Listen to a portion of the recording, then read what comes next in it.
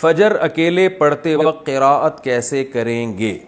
اگر کوئی فجر کی نماز اکیلے پڑھ رہے ہوں تو قراءت اونچی آواز سے کرنی چاہیے یا نہیں؟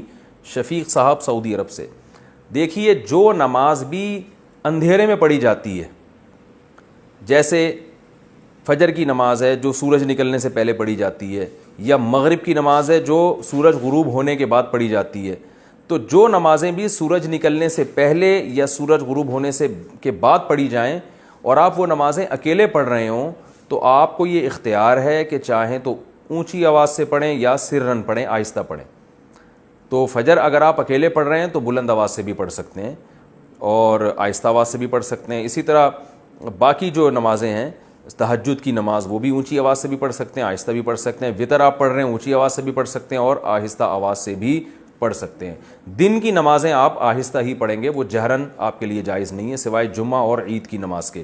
البتہ خواتین کے لیے یہ لازم ہے کہ وہ ہر نماز آہستہ آواز ہی سے پڑھیں گی، ان کے لیے جہر کرنا جائز نہیں۔